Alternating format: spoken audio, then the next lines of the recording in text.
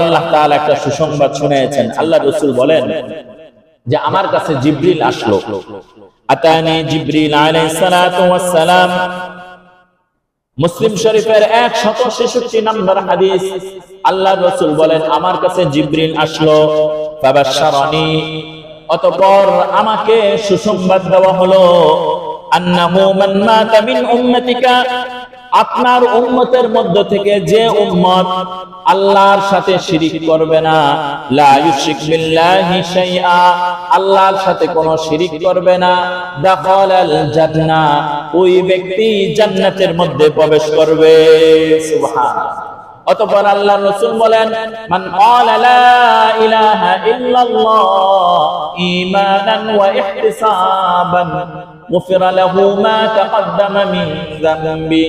আল্লাহর রাসূল বলেন কোন ব্যক্তি যদি ঈমান ও ইখলাসের সাথে কালিমার স্বীকৃতি যে আল্লাহ তাআলার সাথে কোনো শরীক নাই, মুহাম্মদ হচ্ছে শেষ রাসূল, এই স্বীকৃতি দেওয়ার সাথে সাথে তার পিছনের সমস্ত গুনাহ আল্লাহ মাফ করে দিবে। সুবহানাল্লাহ। কেননা এই হাদিসগুলো আল্লাহ রাসূল বলতেছিলেন যখন একজন মানুষের বয়স 30 বছর, সে পূর্বে শিরকের সাথে লিপ্ত। একজন মানুষের বয়স 50 বছর, সে এই বয়স পুরাটা গুনাহের সাথে লিপ্ত। ইসলাম কি জিনিস সে জানে নাই, সে নিজে অনেক অনুতপ্ত যে আমি যদি ইসলাম গ্রহণ করি তাহলে আমার পূর্বের পাপের কি হবে। অতঃপর আল্লাহ রাসূল যখন এই সুসংবাদগুলো শোনাইতে লাগলেন, তখন গোপনে গোপনে মানুষ ইসলাম ধর্মের দিকে কি হইল, ধাবিত হতে লাগলো। এ কারণে ইসলামের দাওয়াত যারা দিবে, আল্লাহ যদি তৌফিক দেয় ব্যাপারে আলোচনা করব, ইসলামের দাওয়াত যারা দিবে তারা এই আশায় দাওয়াত দিবে যে আল্লাহ তাআলা যেন তাকে হেদায়েত দান করে। কিন্তু এই মনোভাব দিলের মধ্যে রাখা যাবে না যে আমি ইসলামের দাওয়াত দিচ্ছি, আমি খুব বুজুর্গ, ওটা বেটা তুই শয়তান, তুই নাফরমান, তুই গুনাহগার, তোর আল্লাহ কি হেদায়েত দিব। এই ধরনের কথা বললে ওই কথার মধ্যে মানুষ কি পায় না, হেদায়েত পায় না। আর যারা গুনাহগার রয়েছে, আমরা অনেকে আফসোস করি আমি যে পাপ করেছি আল্লাহ কি আমাকে মাফ করবে, এই উদাসীন হওয়ার ফলে সে গুনাহের কাজ আর ছাড়ে না, গুনাহের কাজ করতেই থাকে, এক পর্যায়ে সে গুনাহ নিয়ে মারা যায়। এ কারণে আল্লাহ তাআলা অসংখ্য আয়াতের মধ্যে বলেন, লা তাকনাতু মির রাহমাতিল্লাহ, ও আমার বান্দারা আমার রহমত থেকে নৈরাশ হয়ো না। জমিন থেকে আসমান পর্যন্ত যদি তোমার গুনাহ থাকে, সমুদ্রের ফেনা পরিমাণও যদি তোমার গুনাহ থাকে, তুমি যদি আমার কাছে একবার তওবা করো, আমি তোমার জিন্দেগীর সব গুনাহ মাফ করে দেব। তাহলে আমরা এই 3.5 হাতের বডিওয়ালা লোক কতটুকু আর গুনাহ করব। আল্লাহ তাআলা তো আসমানের মালিক আর জমিনের মালিক। আল্লাহ যদি চায় কোন ব্যক্তিকে ক্ষমা করে দিতে, পৃথিবীর কোন মানুষকে তাকে আটকাইতে পারবে? আর আল্লাহ যদি কাউকে ক্ষমা করে দেয়, তাহলে আমার তো কি নাই ভাই, কোনো ক্ষতি নাই। এ কারণে নৈরাশ হওয়া যাবে না, নৈরাশ হওয়া যাবে না। কারণ আল্লাহ হচ্ছে গফফার, আল্লাহ হচ্ছে রহমান। আল্লাহ কাছে যদি ফিরে আসেন, যদি তওবা করবেন, যে আল্লাহ 80 বছর কুফর করার পর, কালেমা পড়ার পর আল্লাহ যদি তাকে মাফ করে দিতে পারে, আমি তো আর কাফের না। কি বলেন ভাই, আমি কাফের? আমি তো ইসলাম গ্রহণ করেছি, হয়তোবা আমার আমলের মধ্যে ত্রুটি রয়েছে, আমার যেভাবে আমল করার কথা ওইভাবে আমি করতে পারতেছি না, কিন্তু আমার চোখের সামনে অনেক মানুষ 5 ওয়াক্ত নামাজি, আমি 5 ওয়াক্ত পড়তে পারি না, কিন্তু আমি তো আল্লাহ আমাকে জুমায় নিয়ে এসেছে। তাহলে আপনি নিয়ত করেন এখন থেকে আমি 1 ওয়াক্ত করে শুরু করব। যদি এভাবে শুরু করতে পারেন, তো আল্লাহ তাআলা যদি আপনি ইসলামের দিকে এক বিগত ধাবিত হন, হাদিসের মধ্যে রয়েছে আল্লাহ তাআলা রহমত আর দয়া আপনার দিকে এক হাত অগ্রসর হয়েছে। আপনি যদি দ্বীন ইসলামের দিকে হেঁটে হেঁটে আসেন, তো আল্লাহ তাআলার দয়া আর রহমত আপনার কাছে জোরে আসবে। সুবহানাল্লাহ। এ কারণে ইসলামের দিকে আসার ক্ষেত্রে নিজেকে পাপিষ্ঠ ভেবে যদি পিছনে পড়ে থাকেন, আসলে কি ভাই পিছনে পড়ে যাবেন। একটা উদাহরণ দেই, কঠিন সমুদ্রের মধ্যে যদি আপনি ডুবে যান, পার থেকে কিছুটা দূরে এই মুহূর্তে যদি চিন্তা এটা আসে, আমি যেহেতু নদীতে পড়েছি, আমার আর বাঁচার সম্ভাবনা নাই, মরার জন্য কালেমা পড়তেছি, তাহলে বলেন তো ওই ব্যক্তি কি পারে বিটতে পারবে? ওই ব্যক্তি পারে আসতে পারবে না। কিন্তু ব্যক্তি যদি পানিতে পড়ে যায়, পড়ে যাওয়ার পর সে যদি চিন্তা করে নদীর পার তো আমার কাছেই, তো আমি একটু চেষ্টা করি, দেখি পারে পৌঁছা যায় কিনা, যে ব্যক্তি এই চেষ্টাটা করবে ঠিকই দেখবেন ওই ব্যক্তি পার পর্যন্ত কি পৌঁছতে পারবে। এ কারণে নৈরাশ হওয়ার কি নাই, কোনো প্রয়োজন নাই, নৈরাশ হওয়া যাবে না। ইসলামের দিকে ধাবিত হন, দেখবেন আল্লাহ তাআলার দয়া আর ইহসান আপনার দিকে অবশ্যই আসবে। আইয়ুহাল মুদ্দাসসির কুম ফাআনযির ওয়া রাব্বাকা ফাকাব্বির ওয়া থিয়াবাকা ফাতাহহির ওয়ার রুজজা ফাহজুর। আল্লাহ রাব্বুল আলামিন সূরাতুল মুদ্দাসসিরে আল্লাহর রাসূলকে সম্বোধন করে বলছেন, ইয়া আইয়ুহাল মুদ্দাসসির, হে কাপড়ে আবৃতওয়ালা ব্যক্তি। কেননা সূরাতুল মুদ্দাসসির নাজিল হওয়ার কিছু সময় আগে হযরত জিবরিল আলাইহিস সালাতু ওয়াস সালামকে আল্লাহর রাসূল সশরীরে দেখেছেন। হযরত জিবরিলকে দেখে আল্লাহর রাসূল এতটাই ঘাবড়ে গেলেন, আল্লাহর রাসূল জ্ঞান হারিয়ে ফেললেন। অতঃপর আল্লাহর রাসূলের যখন জ্ঞান ফিরল, আল্লাহর রাসূল আম্মা জান খাদিজাতুল কুবরার কাছে এসে বললেন, জাম্মিলুনি জাম্মিলুনি, আমাকে কাপড় দ্বারা আবৃত করো, আমাকে কম্বল দাও, আমার অত্যন্ত শীত লাগছে, আমার ভয় লাগছে। গারে হেরার মধ্যে যার সাথে আমার সাক্ষাৎ হয়েছে, কিছুক্ষণ পূর্বে তার সাথে আমারও আবার পাহাড়ের পাদদেশে সাক্ষাৎ হয়েছে। আমার অনেক ভয় হয়, না জানি আমার ইন্তেকাল হয়ে যায়, না জানি কেউ আমাকে হত্যা করার চেষ্টা করতেছে। আল্লাহর রাসূল ভয়ে আর আতঙ্কে চাদর মুড়ি দিয়ে যখন ঘুমিয়েছিলেন, তখনই হযরত জিবরিল আলাইহিস সালাতু ওয়াস সালাম এই সূরাতুল মুদ্দাসসিরের প্রথম 5টি আয়াত নিয়ে সাথে সাথে এসে পড়লেন।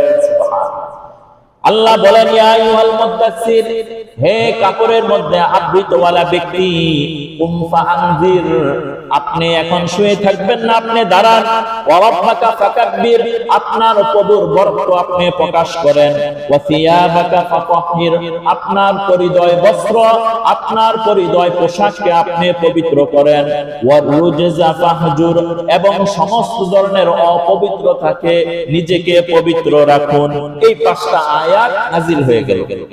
নাজিল হওয়ার পর আল্লাহ রাসূল সাল্লাল্লাহু আলাইহি ওয়াসাল্লামকে এক ধরনের আদেশই দিয়ে দিলেন সরাসরি, যে হে রাসূল, আপনার উপর পুরা জাহানের উম্মতের জিম্মাদারি, আর আপনি জিবরিলকে দেখে ভয় পাইছেন, ভয় পাইলে কি চলবে না, আপনি দাঁড়ান, মানুষের কাছে আপনি ইসলামের প্রচার করেন।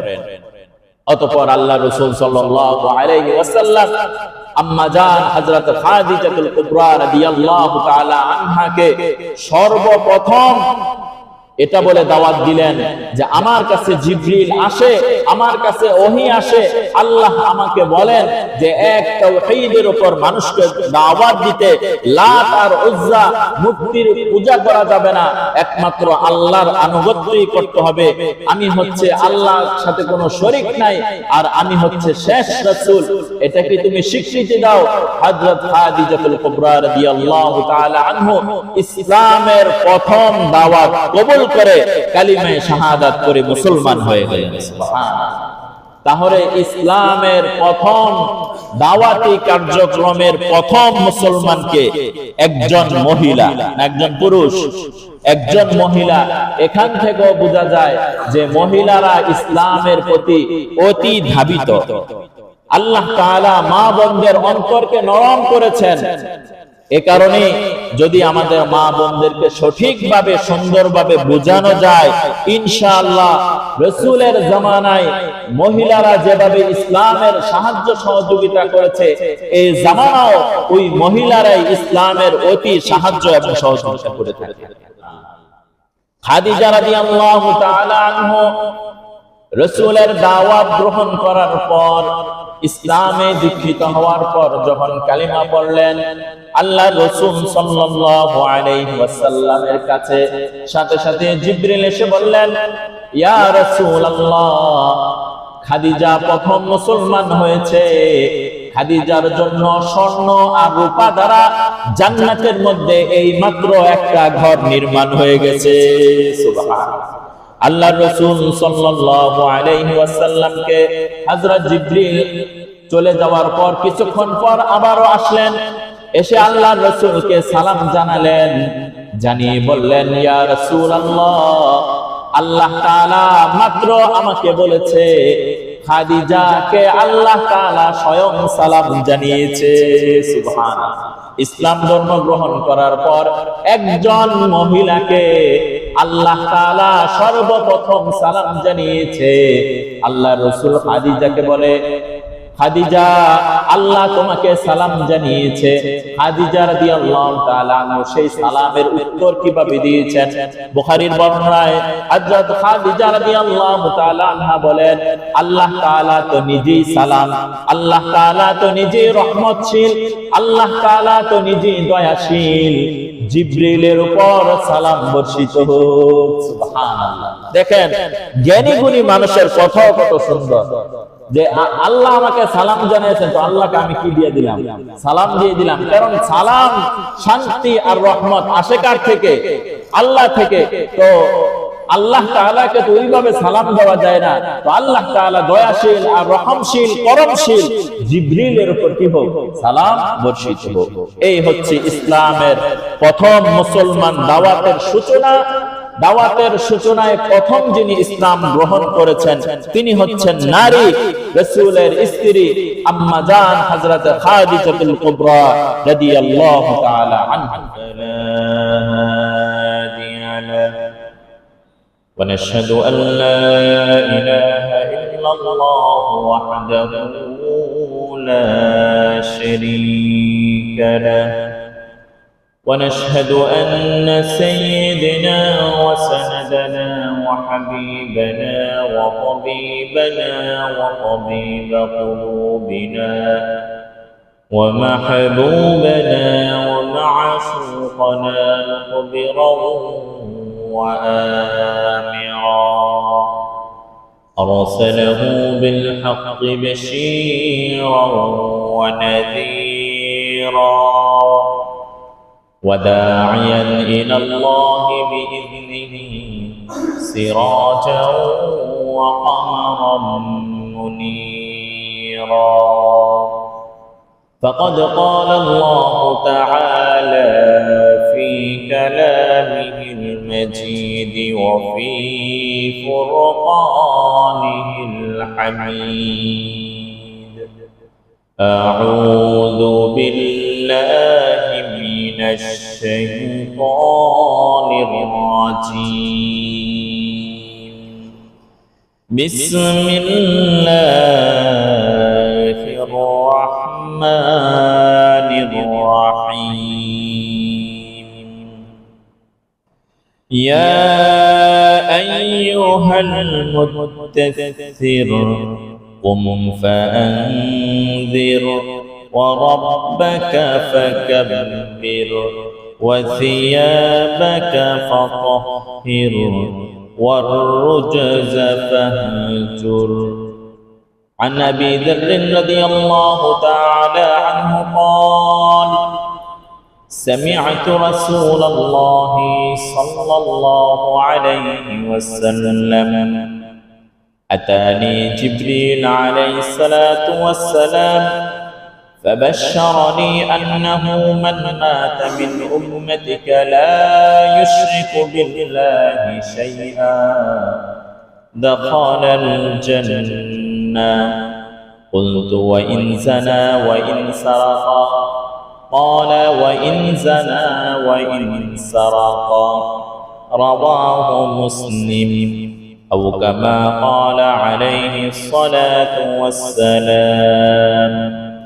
وقال تعالى في شان حبيبه: إن الله وملائكته يصلون على النبي يا أيها الذين آمنوا صلوا عليه وسلموا تسليما.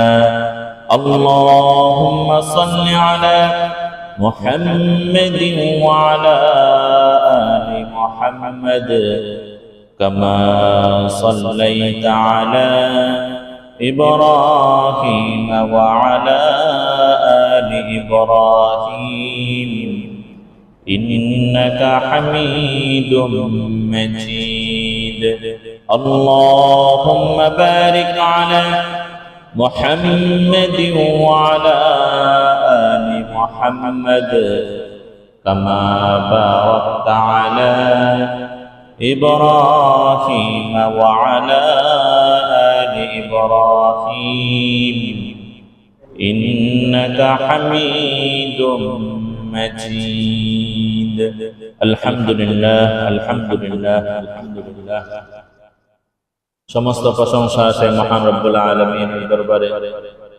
যে মহান মালিক অত্যন্ত দয়া করে মায়া করে ভালোবেসে আল্লাহ রাব্বুল আলামিনের ঘরে পবিত্রময় দিন জুমার দিন জুমার সালাত আদায়ের লক্ষ্যে কোরআন এবং হাদিসের মজলিসে শুরুতে আসার বসার তৌফিক দান করেছেন সে মহান রব্বুল আলামিনের দরবারে জবান খুলে কালিমাত শুকর করি আলহামদুলিল্লাহ। আল্লাহ তাআলার অত্যন্ত দয়া ও ইহসান যে মহান রব্বুল আলামিন আপনাকে আমাকে ইসলাম নামক মহা এক দৌলত দান করেছেন, যেই ইসলাম আর যে কালেমা আমরা জন্মসূত্রে পেয়েছি কোনো ধরনের কষ্ট ছাড়াই। এই কালিমার জন্য ইসলামের জন্য যুগে যুগে সমস্ত পয়গম্বর একমাত্র লা ইলাহা ইল্লাল্লাহ এর দাওয়াত নিয়ে পৃথিবীর বুকে এসেছেন এবং এই দাওয়াতকে আল্লাহর জমিনে বাস্তবায়ন যখন করতে চেয়েছেন তখন নানানভাবে জুলুম এবং নির্যাতনের শিকার হয়েছে। ইসলাম যখন আসলো রাসূলের উপর তখন সেই ইসলাম পালনটাও অত্যন্ত কঠিন হয়ে পড়ল। কিন্তু আমাদের ইসলাম পালন আমাদের জন্য এতটাই সহজ, একটা দুধের বাচ্চা মায়ের কোলে যেমন আনন্দ আর নিশ্চিতে থাকে, আমরাও তেমন আনন্দ আর নিশ্চিতের মধ্যেই আছি। কিন্তু আফসোস হচ্ছে, দুনিয়ার একটি সত্য কথা হচ্ছে, যে জিনিস সহজে পাওয়া যায় ওটার মূল্যায়ন মানুষ কম করে। আজকে ইসলামের জন্য, নামাজের জন্য যদি আমার বাবাকে হত্যা করা হইতো, আমার মাকে হত্যা করা হইতো, আমার সন্তানকে হত্যা করা হইতো, তখন দেখা যেত ইসলামের এটা একটা মৌলিক বিষয়। যখন ইসলামের প্রতি মানুষকে বাধা দেয় তখন আল্লাহ তাআলা তার ঈমান আরো বাড়ায় দেয়। তো ইসলামের উপর নির্যাতন আর কষ্ট তো আমাদের আসে নাই, এ কারণে এটার মূল্য আমাদের কাছে একেবারে শূন্যের কোঠায়। চোখের সামনে ইসলাম বিলীন হয়ে যাচ্ছে, আমরা কেমন যেন দেখো না দেখার ভান ধরেছি। বলতেছিলাম রাসূল আকরাম সাল্লাল্লাহু আলাইহি ওয়াসাল্লামের পবিত্র জীবনী নিয়ে আমরা আলোচনা করতেছিলাম। ইতিমধ্যে রাসূল আকরাম সাল্লাল্লাহু আলাইহি ওয়াসাল্লামের পবিত্রময় 40টি বছরের জীবন সম্পর্কে আমরা আলোচনা করে ফেলেছি আলহামদুলিল্লাহ। এই বিষয়গুলো অত্যন্ত মনোযোগের সাথে শোনা, কেননা যিনি হচ্ছেন সমস্ত উম্মতের জন্য আদর্শ, যার আদর্শ গ্রহণ করে ব্যক্তি হবে জান্নাতি, ওই আদর্শ বা ওয়ালা ব্যক্তির জিন্দেগি যদি আমাদের সামনে না থাকে তাহলে দুনিয়ার বুকে আমি কখনো আদর্শবান হতে পারবো না। এ কারণে রাসূলের জীবনী আমরা সাধারণত প্রথম দুইটা ভাগ করতে পারি। এক ভাগ হচ্ছে নবুয়াতের আগের জিন্দেগি, আরেক ভাগ হচ্ছে নবুয়াতের পরের জিন্দেগি। আমাদের রাসূল সাল্লাল্লাহু আলাইহি ওয়াসাল্লাম কত বছর বেঁচে ছিলেন কে বলতে পারবেন? 63 বছর। রাসূল সাল্লাল্লাহু আলাইহি ওয়াসাল্লাম কত বছর বয়সে নবুয়ত প্রাপ্ত হন? 40 বছর বয়সে নবুয়ত প্রাপ্ত হন। তাহলে নবুয়তের আগে কয় বছর? 40 বছর। আর নবুয়তের পর কত বছর? 23 বছর। 23 আর 40 যোগ করলে কত? এই 63 বছর আল্লাহর রাসূল হায়াতে ছিলেন। এই 63 বছরের মধ্যে আমরা কোন বিষয়গুলো বেশি ফলো করব? 63 বছরের মধ্যে নবুয়ত প্রাপ্তির পরের যে 23 বছর, এই 23 বছর হচ্ছে মুসলমানদের জন্য করণীয়, পালনীয়। অবশ্যই পালন করতে হবে। এই 23 বছরের জিন্দেগি হচ্ছে ইসলাম। আমরা যে বলি ইসলাম পালন করি, ইসলাম পালন করতে হবে কি এই 23 বছরের জিন্দেগি আমাদের পালন করতে হবে। তো 23 বছরের জিন্দেগি, এটাকে যদি আমরা আবার আরেকটু ভাগ করি বুঝার সহজের জন্য, কারণ এগুলো ঐতিহাসিক বিষয়, তো হয়তো এক বিষয় একবার বলে ফেলবো, দ্বিতীয়বার আমার এই জিন্দেগিতে আমি কখনো জুমার বয়ানে বলি কিনা সন্দেহ আছে। কারণ ইসলাম তো ছোট্ট একটা জিনিস। পবিত্র কোরআনের মুফাসসির যারা আছেন তারা বলেন, কোন একজন ব্যক্তি যদি জন্মের পর থেকে কোরআন নিয়ে গবেষণা শুরু করে, মরণের আগ পর্যন্ত যদি গবেষণা করে, গবেষণা কি হবে না, শেষ হবে না। এটা তো সেই কোরআন যেটা রাসূলের কাছে নাজিল হয়েছে, এটা তো সেই কোরআন, কিয়ামতের আগ পর্যন্ত এই কোরআনই মানুষকে পথ দেখাবে। সমস্ত বিপদ আর সমস্যার সমাধান হচ্ছে কোরআন। তাহলে কোরআনের মধ্যে কত কিছু আছে। এই কারণে রাসূলের জিন্দেগীর এই মহামূল্যবান সময়গুলো খুব মনোযোগের সাথে শোনা।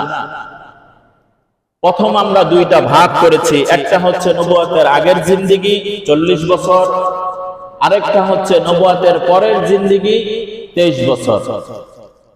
এবার নবুয়তের পরের যে 23 বছর, এটাকে আমরা আবার দুইটা ভাগ করব। একটা হচ্ছে মক্কি জীবনী, আরেকটা হচ্ছে কি মাদানী জীবনী। তাহলে মক্কি জীবনী, রাসূল মক্কায় কতদিন ছিলেন? মক্কি জীবনী বলতে আমরা কি বুঝি? নবুয়ত প্রাপ্তির পর থেকে নিয়ে রাসূল হিজরতের আগ পর্যন্ত যতদিন মক্কায় ছিলেন, এটাকে বলা হয় মক্কি জিন্দেগি। রাসূল হিজরত করে যখন মদিনায় চলে গেলেন, মদিনায় যাওয়ার পর থেকে রাসূল যতদিন বেঁচে ছিলেন, ওটাকে বলা হয় মাদানী জিন্দেগি। স্পষ্ট হচ্ছে না ভাই? তাহলে মক্কি জিন্দেগি হচ্ছে কত বছর? 13 বছর। আর মাদানী জিন্দেগি হচ্ছে কত বছর? 10 বছর। 10 আর 13 কত? তাহলে নবুয়তের পরের 23 বছর হিসাব পাইলাম তো। এবার ইনশাআল্লাহ আমরা ধারাবাহিকভাবে মক্কি জিন্দেগি নিয়ে আলোচনা করব ইনশাআল্লাহ। মক্কি জিন্দেগি আলোচনা করার পূর্বে আমি আপনাদের ব্রেনে এই বিষয়টা যদি গেঁথে নেন, তাহলে 13 বছরের জিন্দেগি 13 সেকেন্ডে বুঝবেন। খুব মনোযোগের সাথে শুনেন। 13 বছরের জিন্দেগি কয় সেকেন্ডে বলবো? 3 সেকেন্ডে বলে ফেলবো, এবং বুঝবেন 13 বছরের জিন্দেগি বুঝবেন। ধারাবাহিকভাবে তো আমি আলোচনা করব। 13 বছরের জিন্দেগি অল্প সময়ের মধ্যে বলি। কয়েকটা সংখ্যা মনে রাখবেন। 1 নাম্বার হচ্ছে 3, 2, 5, 3। বলেন কি বললাম? 3, 2, 5, 3। এগুলো যদি সব যোগ করেন 13 হবে। বুঝছেন? তো এই যে একটা সংখ্যা বললাম, আমরা ফোন নাম্বার মনে রাখি না, জন্ম তারিখটা মনে রাখি। এখানে 4টা সংখ্যা বলছি। প্রথম বলছি 3, পরে 2, পরে 5, পরে 3। এই সব মিলা কত হইছে? 13। এবার এই 13 বছরের জিন্দেগি আমি 4টা সংখ্যায় বললাম। 4টা সংখ্যা কিভাবে শুনেন। 1 নাম্বার 3 যে বললাম, নবুয়ত প্রাপ্ত হওয়ার পর প্রথম 3 বছর রাসূল গোপনে দাওয়াত দিয়েছেন। নবুয়ত প্রাপ্ত হওয়ার পর প্রথম 3 বছর কি করছেন? গোপনে দাওয়াত দিয়েছেন। তাহলে এই যে 3 পাইলেন। পরের 2 বছর রাসূল প্রকাশ্যে দাওয়াত দিয়েছেন এবং মক্কার আশেপাশের মানুষ তাকে মিথ্যাবাদী বলেছে। নাউজুবিল্লাহ বলবেন না। পরের 2 বছর প্রকাশ্যে কি দিলেন? দাওয়াত দিলেন, এবং মক্কার তার আত্মীয় স্বজন সবাই তাকে কি বলেছে? মিথ্যাবাদী বলেছে। তাহলে 3 আর 2 এর হিসাব তো পাইলেন। এবার 5। রাসূল সাল্লাল্লাহু আলাইহি ওয়াসাল্লাম পরের 5 বছর কাফেরদের মাধ্যমে অত্যন্ত জুলুমের শিকার হয়েছে। 5 গেল। আর কয় নম্বর সংখ্যা আছে? 3 নম্বর সংখ্যা। শেষের 3 নাম্বার 3 বছরে, ওই বছরে রাসূলের চাচাও মারা গেছে, রাসূলের স্ত্রীও মারা গেছে, এবং চতুর্মুখী জুলুম রাসূলের উপর একসাথে কি শুরু হয়ে গেছে। এই হচ্ছে 13 বছর। এবার যদি আবারও বলি, প্রথম 3 বছর রাসূল গোপনে দাওয়াত দিয়েছেন, অতঃপর 2 বছর প্রকাশ্যে দাওয়াত দিয়েছেন। 3 আর 2 কত? 5 বছর চলে গেল। পরের 5 বছর রাসূলের উপর নির্যাতন শুরু করে দিল। এই 5-5-10 শেষের 3 বছর রাসূলের একেবারে নিকটের সবচেয়ে বড় সাহায্যকারী রাসূলের চাচা এবং সবচেয়ে বড় সাহায্যকারী রাসূলের স্ত্রী খাদিজা দুজন একই বছরে কি ইন্তেকাল করেছে। এতে করে রাসূল সাল্লাল্লাহু আলাইহি ওয়াসাল্লাম ওই শেষের 3 বছরটা অনেক কষ্টে গেছে। একটা হচ্ছে অন্যের মাধ্যমে নির্যাতিত আগের 5 বছর, আর এটা রাসূল নিজেই কি অনেক কষ্টের মধ্যে গেছে। হয়তোবা আলোচনায় আসবে রাসূলকে তার জন্মভূমি থেকে নির্বাসনে পাঠানো হয়েছে। ওনারা পাহাড়ের মধ্যে অবস্থান করেছে, মক্কার সমস্ত মানুষ তাদেরকে এমন বয়কট করেছে যে তাদের সাথে বিয়া শাদীও করা যাবে না, তাদেরকে কোনো খাবার দাবারও কি দেওয়া যাবে না। বুঝেন কেমন কষ্টে কেটেছে। এক সাহাবীর ঘটনা আছে, তিনি বলেন যে আমরা যখন রাসূলের সাথে যখন আমরা বন্দিশালার মধ্যে ছিলাম, যখন বয়কট করা হলো, তখন আমরা গাছের পাতা চিবিয়ে খেতাম এবং আমাদের পায়খানা গাছের পাতাই হইত।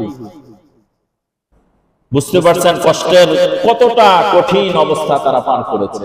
তাহলে বলতেছিলাম এই 13 বছরের হিস্টোরি আমি 3-4টা সংখ্যা মনে রাখলে আপনাদের বুঝতে কি হবে, সহজ হবে। 1 নাম্বার 3 দ্বারা 3 বছর গোপনে দাওয়াত দিয়েছেন, 2 দ্বারা প্রকাশ্যে দাওয়াত দিয়েছেন। গেল 5 বছর, পরের 5 বছর রাসূলের উপর জুলুম করা হয়েছে, শেষের 3 বছর রাসূল নিজে এই জুলুমের মাধ্যমে অনেক কষ্টের মধ্যে কি পড়ে গেছেন। এই হচ্ছে 13 বছর। গত জুমায় আমরা আলোচনা শেষ করেছিলাম সূরাতুদ দুহা সম্পর্কে। সূরাতুদ দুহা কেন আমরা আলোচনায় এনেছিলাম? রাসূলের উপর যখন ওহী নাজিল হচ্ছিল তখন আল্লাহ তাআলা ওহী নাজিল সাময়িকভাবে বন্ধ করে দিলেন। বন্ধ করে দেওয়ার পর আল্লাহ তাআলা রাসূল সাল্লাল্লাহু আলাইহি ওয়াসাল্লামের কাছে সূরাতুদ দুহা কি করলেন? নাজিল করলেন। এই হচ্ছে সূরাতুদ দুহার তাফসীর এবং অনুবাদ আমাদের শেষ হয়েছে। আজকে আপনাদের মাঝে খুতবার শুরুতে যে সূরাখানা পড়েছি এটা হচ্ছে 29 নম্বর পারার 16 নম্বর পৃষ্ঠা এবং 114টা সূরার মধ্যে থেকে 74 নম্বর সূরা। সূরার নাম হচ্ছে সূরাতুল মুদ্দাসসির। এই সূরাতুল মুদ্দাসসির আল্লাহ রাসূলের কাছে নাজিল হয়েছে যখন প্রথম ওহী নাজিল হওয়ার পর। রাসূল বারবার ঘাবড়ে যাইতেছিলেন, নিজেই পেরেশান, কালিমার কথা, দাওয়াতের কথা কিভাবে বলবেন। অতঃপর আল্লাহ তাআলা সূরাতুল মুদ্দাসসির নাজিল করলেন। আল্লাহ বলে, ইয়া আইয়ুহাল মুদ্দাসসির কুম ফাআনযির ওয়া রাব্বাকা ফাকাব্বির ওয়া থিয়াবাকা ফাতাহহির ওয়ার রুজজা ফাহজুর। আল্লাহ রাব্বুল আলামিন সূরাতুল মুদ্দাসসিরে আল্লাহ রাসূলকে সম্বোধন করে বলছেন, ইয়া আইয়ুহাল মুদ্দাসসির, হে কাপড়ে আবৃতওয়ালা ব্যক্তি। কেননা সূরাতুল মুদ্দাসসির নাজিল হওয়ার কিছু সময় আগে হযরত জিবরিল আলাইহিস সালাতু ওয়াস সালামকে আল্লাহর রাসূল সশরীরে দেখেছেন। হযরত জিবরিলকে দেখে আল্লাহর রাসূল এতটাই ঘাবড়ে গেলেন, আল্লাহর রাসূল জ্ঞান হারিয়ে ফেললেন। অতঃপর আল্লাহর রাসূলের যখন জ্ঞান ফিরল, আল্লাহর রাসূল আম্মা জান খাদিজাতুল কুবরার কাছে এসে বললেন, জাম্মিলুনি জাম্মিলুনি, আমাকে কাপড় দ্বারা আবৃত করো, আমাকে কম্বল দাও, আমার অত্যন্ত শীত লাগছে, আমার ভয় লাগছে। গারে হেরার মধ্যে যার সাথে আমার সাক্ষাৎ হয়েছে কিছুক্ষণ পূর্বে, তার সাথে আমারও আবার পাহাড়ের পাদদেশে সাক্ষাৎ হয়েছে। আমার অনেক ভয় হয়, না জানি আমার ইন্তেকাল হয়ে যায়, না জানি কেউ আমাকে হত্যা করার চেষ্টা করতেছে। আল্লাহর রাসূল ভয়ে আর আতঙ্কে চাদর মুড়ি দিয়ে যখন ঘুমিয়েছিলেন, তখনই হযরত জিবরিল আলাইহিস সালাতু ওয়াস সালাম এই সূরাতুল মুদ্দাসসিরের প্রথম 5টি আয়াত নিয়ে সাথে সাথে এসে পড়লেন। আল্লাহ বলেন, ইয়া আইয়ুহাল মুদ্দাসসির, হে কাপড়ের মধ্যে আবৃতওয়ালা ব্যক্তি, কুম ফাআনযির, আপনি এখন শুয়ে থাকবেন না, আপনি দাঁড়ান। ওয়া রাব্বাকা ফাকাব্বির, আপনার প্রভুর বরকত আপনি প্রকাশ করেন। ওয়া সিয়াবাকা ফাতাহহির, আপনার পরিধেয় বস্ত্র, আপনার পরিধেয় পোশাককে আপনি পবিত্র করেন। ওয়া রুজজা ফাহজুর, এবং সমস্ত ধরনের অপবিত্রতাকে নিজেকে পবিত্র রাখুন। এই 5টা আয়াত নাজিল হয়ে গেল। নাজিল হওয়ার পর আল্লাহ রাসূল সাল্লাল্লাহু আলাইহি ওয়াসাল্লামকে এক ধরনের আদেশই দিয়ে দিলেন সরাসরি, যে হে রাসূল, আপনার উপর পুরা জাহানের উম্মতের জিম্মাদারি, আর আপনি জিবরিলকে দেখে ভয় পাইছেন। ভয় পাইলে কি চলবে না, আপনি দাঁড়ান, মানুষের কাছে আপনি ইসলামের প্রচার করেন। অতঃপর আল্লাহ রাসূল সাল্লাল্লাহু আলাইহি ওয়াসাল্লাম আম্মা জান হযরত খাদিজাতুল কুবরা রাদিয়াল্লাহু তাআলা আনহাকে সর্বপ্রথম এটা বলে দাওয়াত দিলেন যে আমার কাছে জিবরিল আসে, আমার কাছে ওহী আসে, আল্লাহ আমাকে বলেন যে এক তাওহীদের উপর মানুষকে দাওয়াত দিতে, লাত আর উজ্জা মূর্তির পূজা করা যাবে না, একমাত্র আল্লাহর আনুগত্যই করতে হবে। আমি হচ্ছে আল্লাহর সাথে কোনো শরীক নাই, আর আমি হচ্ছে শেষ রাসূল। এটা কি তুমি স্বীকৃতি দাও? হযরত খাদিজাতুল কুবরা রাদিয়াল্লাহু তাআলা আনহু ইসলামের প্রথম দাওয়াত কবুল করে কালিমা শাহাদাত করে মুসলমান হয়ে গেলেন। সুবহানাল্লাহ। তাহলে ইসলামের প্রথম দাওয়াতি কার্যক্রমের প্রথম মুসলমানকে একজন মহিলা, একজন পুরুষ, একজন মহিলা। এখান থেকেও বোঝা যায় যে মহিলারা ইসলামের প্রতি অতি ধাবিত। আল্লাহ তাআলা মা বোনদের অন্তরকে নরম করেছেন। এ কারণে যদি আমাদের মা বোনদেরকে সঠিকভাবে সুন্দরভাবে বোঝানো যায়, ইনশাআল্লাহ রাসূলের জামানায় মহিলারা যেভাবে ইসলামের সাহায্য সহযোগিতা করেছে, এই জামানাও ওই মহিলারাই ইসলামের অতি সাহায্য এবং সহযোগিতা করে থাকে। এর হাজারো বুড়ি বুড়ি দৃষ্টান্ত রয়েছে। তো ইসলামের প্রকাশ্য দাওয়াত, আল্লাহ প্রকাশ্যে না গোপনে যে দাওয়াতটা দিলেন, প্রথম যে কালেমার দাওয়াত দিলেন আম্মা জান খাদিজা রাদিয়াল্লাহু তাআলা আনহার কাছে, খাদিজা রাদিয়াল্লাহু তাআলা আনহা সাথে সাথে সে দাওয়াত কবুল করে নিলেন। সুবহানাল্লাহ। খাদিজা রাদিয়াল্লাহু তাআলা আনহা রাসূলের দাওয়াত গ্রহণ করার পর, ইসলামে দীক্ষিত হওয়ার পর যখন কালিমা পড়লেন, আল্লাহ রাসূল সাল্লাল্লাহু আলাইহি ওয়াসাল্লামের কাছে সাথে সাথে জিবরিল এসে বললেন, ইয়া রাসূলুল্লাহ, খাদিজা প্রথম মুসলমান হয়েছে। খাদিজার জন্য স্বর্ণ আর রূপা দ্বারা জান্নাতের মধ্যে এই মাত্র একটা ঘর নির্মাণ হয়ে গেছে। সুবহানাল্লাহ। আল্লাহ রাসূল সাল্লাল্লাহু আলাইহি ওয়াসাল্লামকে হযরত জিবরিল চলে যাওয়ার পর কিছুক্ষণ পর আবারও আসলেন। এসে আল্লাহর রাসূলকে সালাম জানালেন, জানিয়ে বললেন, ইয়া রাসূলুল্লাহ, আল্লাহ তাআলা মাত্র আমাকে বলেছে খাদিজাকে আল্লাহ তাআলা স্বয়ং সালাম জানিয়েছে। সুবহানাল্লাহ। ইসলাম ধর্ম গ্রহণ করার পর একজন মহিলাকে আল্লাহ তাআলা সর্বপ্রথম সালাম জানিয়েছে। আল্লাহ রাসূল খাদিজাকে বলে, খাদিজা, আল্লাহ তোমাকে সালাম জানিয়েছে। খাদিজা রাদিয়াল্লাহু তাআলা আনহা সেই সালামের উত্তর কিভাবে দিয়েছেন? বুখারীর বর্ণনায় হযরত খাদিজা রাদিয়াল্লাহু তাআলা আনহা বলেন, আল্লাহ তাআলা তো নিজেই সালাম, আল্লাহ তাআলা তো নিজেই রহমতশীল, আল্লাহ তাআলা তো নিজেই দয়াশীল, জিবরিলের উপর সালাম বর্ষিত হোক। সুবহানাল্লাহ। দেখেন, জ্ঞানী গুণী মানুষের কথা কত সুন্দর, যে আল্লাহ আমাকে সালাম জানিয়েছেন, তো আল্লাহকে আমি কি দিয়ে দিলাম? সালাম দিয়ে দিলাম। কারণ সালাম, শান্তি আর রহমত আসে কার থেকে? আল্লাহ থেকে। তো আল্লাহ তাআলাকে তো ওইভাবে সালাম দেওয়া যায় না। তো আল্লাহ তাআলা দয়াশীল আর রহমশীল, করমশীল, জিবরিলের উপর কি হোক? সালাম বর্ষিত হোক।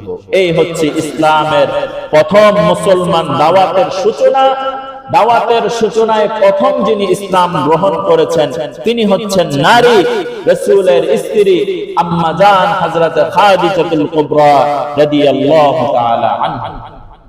অতঃপর রাসূল সাল্লাল্লাহু আলাইহি ওয়াসাল্লাম দ্বিতীয় যাকে দাওয়াত দিয়েছেন তিনি হচ্ছে হযরত আলী রাদিয়াল্লাহু তাআলা আনহু। হযরত আলী রাদিয়াল্লাহু তাআলা আনহু, তার সম্পর্কে আমরা কম বেশি অনেকেই জানি। তার জিন্দেগি বলা তো আমাদের মাকসাদ না, তবে দাওয়াতের সাথে তার নাম যেহেতু এসেছে তার ব্যাপারে একটু বলি। হযরত আলী রাদিয়াল্লাহু তাআলা আনহু, তিনি ছিলেন রাসূলের চাচাতো ভাই আবু তালেবের সন্তান। আবু তালেব তার 10 থেকে 12 জন সন্তান ছিল। মক্কার মধ্যে একবার অনেক দুর্ভিক্ষ দেখা দিল, এতে করে এক তো অর্থনৈতিকভাবে তিনি অসচ্ছল, অপরদিকে তার সন্তানও কি বেশি, ফ্যামিলি চালানো তার জন্য অনেক কি হইতেছিল, কষ্টকর হইতেছিল। রাসূল আকরাম সাল্লাল্লাহু আলাইহি ওয়াসাল্লামের অন্য এক চাচা হযরত আব্বাস রাদিয়াল্লাহু তাআলা আনহু, তিনি আবার ধনী ছিলেন। তখন রাসূল এবং তার চাচা আব্বাস রাদিয়াল্লাহু তাআলা দুজন মিলে, মানে চাচা ভাতিজা মিলে পরামর্শ করলেন। আব্বাস রাদিয়াল্লাহু তাআলা আনহুকে বলেন যে, চাচা, আপনার এক ভাই তো অনেক অসহায়, তার টাকাও নাই, তার সন্তানও বেশি, ফ্যামিলি চালাইতে অনেক কষ্ট হয়। তাহলে একটা কাজ করি, আমরা যদি তার 2টা সন্তান পালক নিয়ে আসি, তাহলে তো তার ফ্যামিলি চালানো কিছুটা হলে কি হবে, সহজ হবে। আচ্ছা ঠিক আছে, চলো।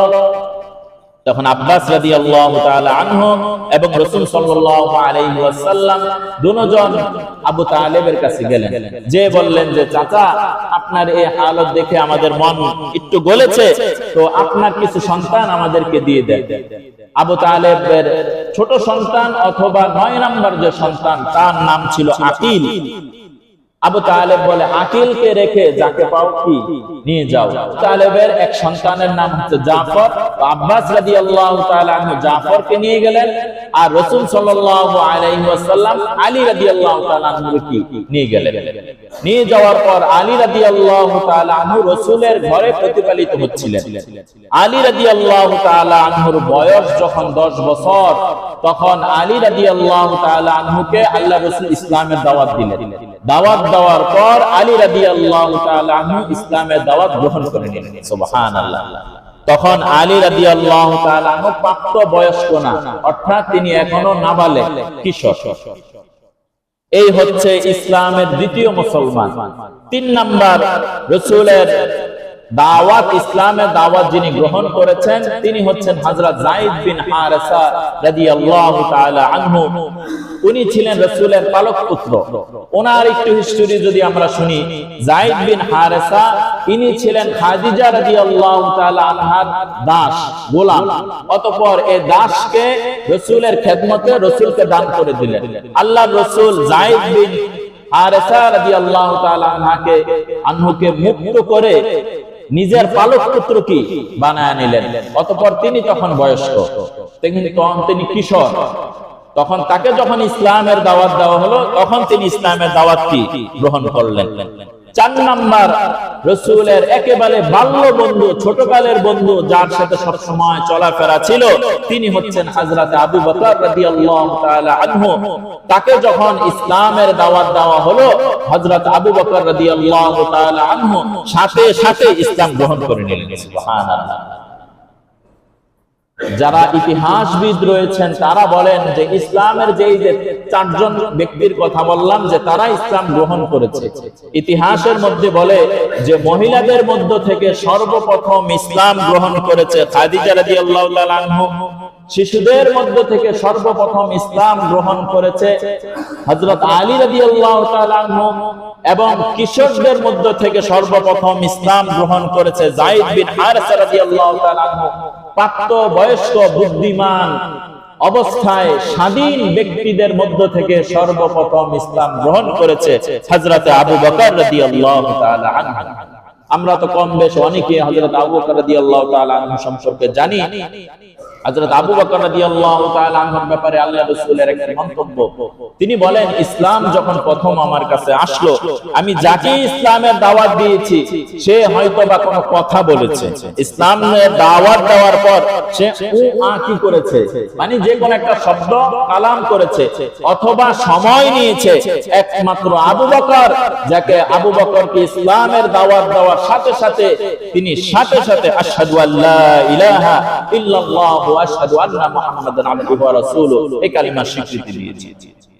এভাবে দাওয়াতি কার্যক্রম শুরু হয়ে গেছে সূরাতুল মুদ্দাসসির যখন আমি আপনাদের মাঝে তেলাওয়াত করেছি। অতঃপর আল্লাহ তাআলা একটা সুসংবাদ শুনিয়েছেন। আল্লাহ রাসূল বলেন যে আমার কাছে জিবরিল আসলো। আতানি জিবরিল আলাইহিস সালাতু ওয়াস সালাম, মুসলিম শরীফের 166 নম্বর হাদিস। আল্লাহ রাসূল বলেন আমার কাছে জিবরিল আসলো, ফাবাশশারানি, অতঃপর আমাকে সুসংবাদ দেওয়া হলো, আন্নাহু মান মাতা মিন উম্মতিকা, আপনার উম্মতের মধ্য থেকে যে উম্মত আল্লাহর সাথে শিরিক করবে না, লা ইউশরিক বিল্লাহি শাইআ, আল্লাহর সাথে কোনো শিরিক করবে না, দাখালাল জান্নাহ, ওই ব্যক্তি জান্নাতের মধ্যে প্রবেশ করবে। সুবহানাল্লাহ। অতঃপর আল্লাহর রাসূল বলেন মান ক্বালা লা ইলাহা ইল্লাল্লাহ ঈমানান ওয়া ইহতিসাবান গুফিরা লাহু মা তাকদ্দামা মিন যামবি। আল্লাহর রাসূল বলেন কোন ব্যক্তি যদি ঈমান ও ইখলাসের সাথে কালিমার স্বীকৃতি দেয় আল্লাহ তাআলার সাথে কোনো শরীক নাই, মুহাম্মদ হচ্ছে শেষ রাসূল, এই স্বীকৃতি দেওয়ার সাথে সাথে তার পিছনের সমস্ত গুনাহ আল্লাহ মাফ করে দিবে। সুবহানাল্লাহ। কেননা এই হাদিসগুলো আল্লাহ রাসূল বলতেছিলেন যখন একজন মানুষের বয়স 30 বছর, সে পূর্বে শিরকের সাথে লিপ্ত। একজন মানুষের বয়স 50 বছর, সে এই বয়স পুরাটা গুনাহের সাথে লিপ্ত। ইসলাম কি জিনিস সে জানে নাই, সে নিজে অনেক অনুতপ্ত যে আমি যদি ইসলাম গ্রহণ করি তাহলে আমার পূর্বের পাপের কি হবে। অতঃপর আল্লাহ রাসূল যখন এই সুসংবাদগুলো শোনাইতে লাগলেন তখন গোপনে গোপনে মানুষ ইসলাম ধর্মের দিকে কি হইল, ধাবিত হতে লাগলো। এই কারণে ইসলামের দাওয়াত যারা দিবে, আল্লাহ যদি তৌফিক দেয় এই ব্যাপারে আলোচনা করব, ইসলামের দাওয়াত যারা দিবে তারা এই আশায় দাওয়াত দিবে যে আল্লাহ তাআলা যেন তাকে হেদায়েত দান করে। কিন্তু এই মনোভাব দিলের মধ্যে রাখা যাবে না যে আমি ইসলামের দাওয়াত দিচ্ছি, আমি খুব বুজুর্গ, ওটা বেটা তুই শয়তান, তুই নাফরমান, তুই গুনাহগার, তোর আল্লাহ কি হেদায়েত দিব। এই ধরনের কথা বললে ওই কথার মধ্যে মানুষ কি পায় না, হেদায়েত পায় না। আর যারা গুনাহগার রয়েছে আমরা অনেকে আফসোস করি আমি যে পাপ করেছি আল্লাহ কি আমাকে মাফ করবে, এই উদাসীন হওয়ার ফলে সে গুনাহের কাজ আর ছাড়ে না, গুনাহের কাজ করতেই থাকে, এক পর্যায়ে সে গুনাহ নিয়ে মারা যায়। এ কারণে আল্লাহ তাআলা অসংখ্য আয়াতের মধ্যে বলেন লা তাকনাতু মির রাহমাতিল্লাহ, ও আমার বান্দারা আমার রহমত থেকে নৈরাশ হয়ো না। জমিন থেকে আসমান পর্যন্ত যদি তোমার গুনাহ থাকে, সমুদ্রের ফেনা পরিমাণও যদি তোমার গুনাহ থাকে, তুমি যদি আমার কাছে একবার তওবা করো আমি তোমার জিন্দেগীর সব গুনাহ মাফ করে দেব। তাহলে আমরা এই 3.5 হাতের বডিওয়ালা লোক কতটুকু আর গুনাহ করব। আল্লাহ তাআলা তো আসমানের মালিক আর জমিনের মালিক। আল্লাহ যদি চায় কোন ব্যক্তিকে ক্ষমা করে দিতে, পৃথিবীর কোন মানুষকে তাকে আটকাইতে পারবে? আর আল্লাহ যদি কাউকে ক্ষমা করে দেয় তাহলে আমার তো কি নাই ভাই, কোনো ক্ষতি নাই। এই কারণে নৈরাশ হওয়া যাবে না, নৈরাশ হওয়া যাবে না। কারণ আল্লাহ হচ্ছেন গফফার, আল্লাহ হচ্ছে রহমান। আল্লাহ কাছে যদি ফিরে আসেন, যদি তওবা করবেন, যে আল্লাহ 80 বছর কুফর করার পর, কালেমা পড়ার পর আল্লাহ যদি তাকে মাফ করে দিতে পারে, আমি তো আর কাফের না। কি বলেন ভাই, আমি কাফের? আমি তো ইসলাম গ্রহণ করেছি, হয়তোবা আমার আমলের মধ্যে ত্রুটি রয়েছে, আমার যেভাবে আমল করার কথা ওইভাবে আমি করতে পারতেছি না, কিন্তু আমার চোখের সামনে অনেক মানুষ 5 ওয়াক্ত নামাজি, আমি 5 ওয়াক্ত পড়তে পারি না, কিন্তু আমি তো আল্লাহ আমাকে জুমায় নিয়ে এসেছে। তাহলে আপনি নিয়ত করেন এখন থেকে আমি 1 ওয়াক্ত করে শুরু করব। যদি এভাবে শুরু করতে পারেন তো আল্লাহ তাআলা যদি আপনি ইসলামের দিকে এক বিগত ধাবিত হন, হাদিসের মধ্যে রয়েছে আল্লাহ তাআলার রহমত আর দয়া আপনার দিকে এক হাত অগ্রসর হয়ে যাবে। আপনি যদি দ্বীন ইসলামের দিকে হেঁটে হেঁটে আসেন তো আল্লাহ তাআলার দয়া আর রহমত আপনার কাছে জোরে আসবে। সুবহানাল্লাহ। এ কারণে ইসলামের দিকে আসার ক্ষেত্রে নিজেকে পাপিষ্ঠ ভেবে যদি পিছনে পড়ে থাকেন, আসলে কি ভাই পিছনে পড়ে যাবেন। একটা উদাহরণ দেই, কঠিন সমুদ্রের মধ্যে যদি আপনি ডুবে যান, পার থেকে কিছুটা দূরে এই মুহূর্তে যদি চিন্তা এটা আসে আমি যেহেতু নদীতে পড়েছি আমার আর বাঁচার সম্ভাবনা নাই, মরার জন্য কালেমা পড়তেছি, তাহলে বলেন তো ওই ব্যক্তি কি পারে বিটতে পারবে? ওই ব্যক্তি পারে আসতে পারবে না। কিন্তু ব্যক্তি যদি পানিতে পড়ে যায়, পড়ে যাওয়ার পর সে যদি চিন্তা করে নদীর পার তো আমার কাছেই, তো আমি একটু চেষ্টা করি, দেখি পারে পৌঁছা যায় কিনা, যে ব্যক্তি এই চেষ্টাটা করবে ঠিকই দেখবেন ওই ব্যক্তি পার পর্যন্ত কি পৌঁছতে পারবে। এ কারণে নৈরাশ হওয়ার কি নাই, কোনো প্রয়োজন নাই, নৈরাশ হওয়া যাবে না। ইসলামের দিকে ধাবিত হন, দেখবেন আল্লাহ তাআলার দয়া আর ইহসান আপনার দিকে অবশ্যই আসবে। বলতেছিলাম ইসলামের দাওয়াত শুরু হয়ে গেল গোপনে। কিভাবে? গোপনে। অতঃপর আল্লাহ তাআলা কোরআনের আয়াত নাযিল করলেন। সূরাতুল মুমিনুনের 55 নম্বর আয়াত আল্লাহ বলেন, ওয়াসাব্বিহ বিহামদি রাব্বিকা ক্বাবলা তুলুইশ শামসি ওয়া ক্বাবলা গুরুবিহা। হে রাসূল, আপনি আল্লাহ তাআলার তাসবিহ আর প্রশংসা করেন সূর্য যখন উদিত হয়, সূর্য যখন অস্তমিত হয়। অর্থাৎ দুইটা সময়ের কথা প্রাথমিক অবস্থায় আল্লাহর কাছে এসেছে, রাসূলের কাছে, যে আপনি সূর্য যখন ওঠে, সূর্য যখন ডুবে, তখন আপনি কি পড়েন? নামাজ পড়েন। আমরা যে 5 ওয়াক্ত নামাজ পড়ি, নামাজের সূচনা এটা না। নামাজের সূচনা কি না? এটা না। নামাজের সূচনা হচ্ছে প্রথম 2 ওয়াক্ত। কয় ওয়াক্ত? 2 ওয়াক্ত। সূর্য যখন উঠে, সূর্য যখন অস্তমিত যায়, এভাবে হচ্ছে নামাজের সূচনা প্রথম শুরু হয়ে গেল। হযরত জিবরিল আলাইহিস সালাতু ওয়াস সালাম একবার আল্লাহ রাসূলের কাছে আসলেন। এসে পাহাড়ের পাদদেশের নিম্ন স্থান থেকে হযরত জিবরিল আলাইহিস সালাতু ওয়াস সালামের পায়ের গোড়ালি দ্বারা পাহাড়ের মধ্যে এভাবে আঘাত করলেন। খুব মনোযোগ দিয়ে শুনেন, ইসলামের কিছু একেবারে সূচনা, নতুন নতুন জিনিসগুলো এখান থেকে বলছি। জিবরিল আলাইহিস সালাতু ওয়াস সালাম পাহাড়ের মধ্যে যখন আঘাত করলেন, আঘাত করার সাথে সাথে ওখানে একটা ঝর্ণা দ্বারা শুরু হয়ে গেল। সুবহানাল্লাহ।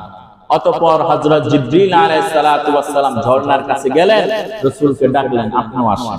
এসে হযরত জিবরিল আলাইহিস সালাম প্রথম দুটো হাত ধুইলেন, কুলি করলেন, নাকে পানি দিলেন, সমস্ত মুখ ধুইলেন, হাত ধুইলেন, মাথা মাসাজ করলেন, পা ধুইলেন। আল্লাহর রাসূল দেখা দেখি এই কাজগুলো কি করলেন।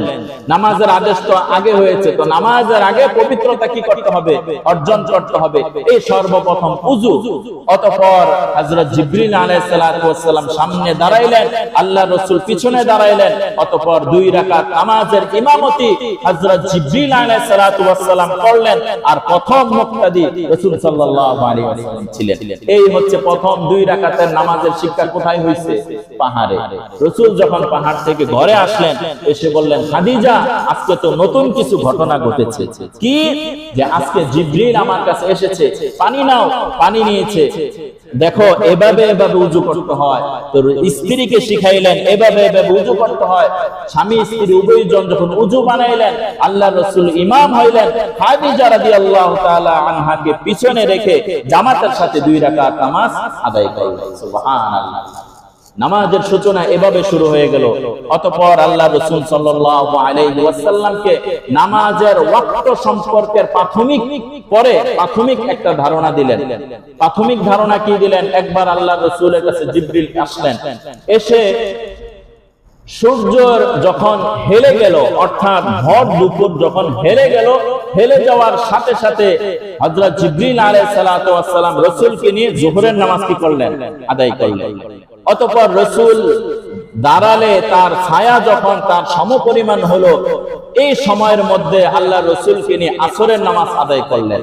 অতঃপর সূর্য যখন ডুবলো, ডুবার সাথে সাথে মাগরিবের নামাজ রাসূলকে নিয়ে আদায় করলেন। অতঃপর সূর্যের যে লাল আভা যেটা আছে, পশ্চিম আকাশের আভাটা যখন দুর্বৃত হলো, তখন সাথে সাথে রাসূলকে নিয়ে যে নামাজটা পড়েছেন সেটা হচ্ছে ইশার নামাজ আদায় করলেন। দ্বিতীয় দিন আবারও আসলেন। এসে খুব খেয়াল করেন, দ্বিতীয় দিন এসে আল্লাহ রাসূলের কাছে ফজর বাদ গেল। অতঃপর ফজরের একেবারে যখন সুবে সাদিক এর পরপর সাথে সাথে এখনো পশ্চিম আকাশে আপনার সাদা আভা রয়েছে, এমত অবস্থায় রাসূল তিনি ফজরের নামাজ কি করলেন? আদায় করলেন। দ্বিতীয় দিন এসে আল্লাহ রাসূলের কাছে যোহরের নামাজ আদায় করলেন। সূর্য হেলে যাওয়ার সাথে সাথে না, বরং সূর্য হেলে যাওয়া রাসূলের ছায়া যখন ছায়া পরিমাণ হলো, ওই সময় রাসূল রাসূলকে নিয়ে যোহরের নামাজ কি আদায় করলেন, আসরের নামাজ আদায় করলেন। যখন রাসূলের ছায়া, আপনি যদি দাঁড়িয়ে থাকলে দেখবেন এক সময় ছায়া 10 ইঞ্চি থাকে, পরে 12 ইঞ্চি, পরে 13 ইঞ্চি। এর মানে কি মানুষ কি লম্বা হয়? মানুষ লম্বা হয় না। সূর্য হেলে যাওয়ার সাথে সাথে ছায়াটা কি হইতে থাকে? বড় হইতে থাকে। আসরের নামাজ ছায়া যখন দ্বিগুণ হলো, তখন আসরের নামাজ আদায় করলেন। মাগরিবের নামাজটা সাথে সাথে কি করলেন? আদায় করলেন। খেয়াল করেন, আগের নামাজের মাগরিব, পরের নামাজের মাগরিবের ওয়াক্ত কি আছে? ঠিক আছে। এশার নামাজ রাত্রের 1/3 অতিবাহিত হওয়ার পর আদায় করলেন। আদায় করে বললেন, ইয়া রাসূল আল্লাহ, গতকাল যে সময় নামাজ পড়েছেন আর আজকে যে সময় নামাজ পড়েছেন, এই দুই নামাজের মধ্যবর্তী সময়ের মধ্যে আপনি নামাজগুলো কি করবেন? আদায় করবেন। তাহলে কি শিক্ষা দেওয়া হলো?